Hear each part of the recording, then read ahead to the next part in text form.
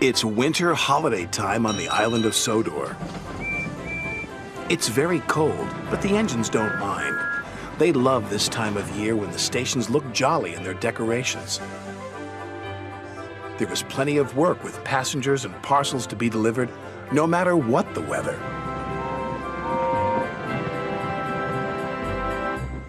"Driver says there's more snow on the way," said Edward.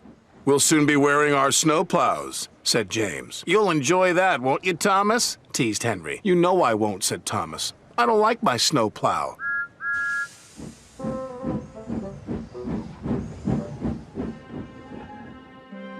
Sure enough, that night the wind blew and the snow fell heavily. The next morning, Sir Topham Hatt arrived. He told the engines they were to have snow plows fitted. "And you are to collect a special from Callan Station. It's needed for the village feast on Toby's branch line."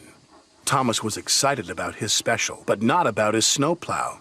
"Please, sir, my plow is awkward and uncomfortable. Do I have to wear it?"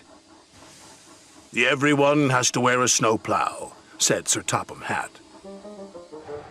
The fitters, his driver, and firemen all helped with Thomas's snowplow.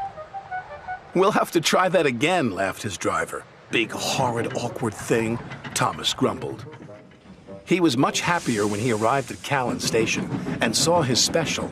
It was a beautiful Christmas tree. "The tree will have lights and stand in the middle of the village," said Edward.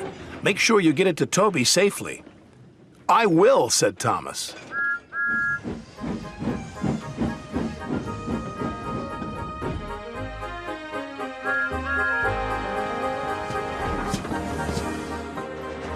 Thomas arrived at Maithwaite, and Toby was very happy to see him. "The villagers will be delighted with this tree," Toby said. "I'm glad you have your snowplow. I can't clear the snowdrifts by myself."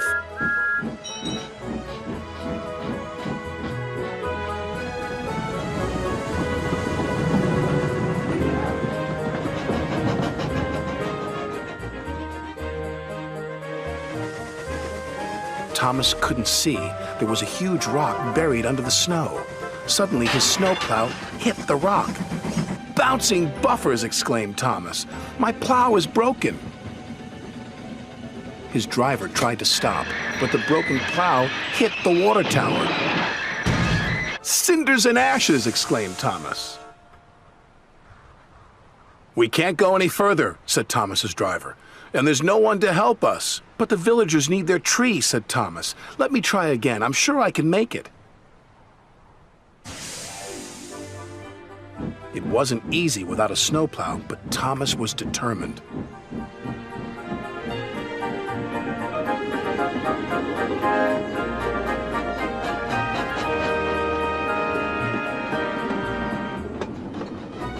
He pushed, and he pushed, and he pushed. Thomas was trying as hard as he could, but there was just one snowdrift after another.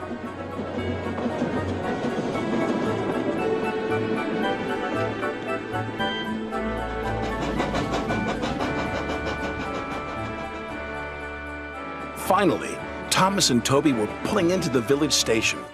Thomas whistled and the villagers cheered when they saw their beautiful tree. "Hooray!" they said. "Hooray!" The next day, Sir Topham Hatt sent for Thomas.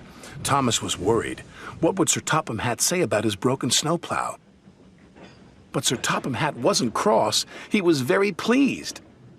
"The villagers had a wonderful feast," he said. "You were very brave to take on that snow without a plow." "Thank you, sir," said Thomas.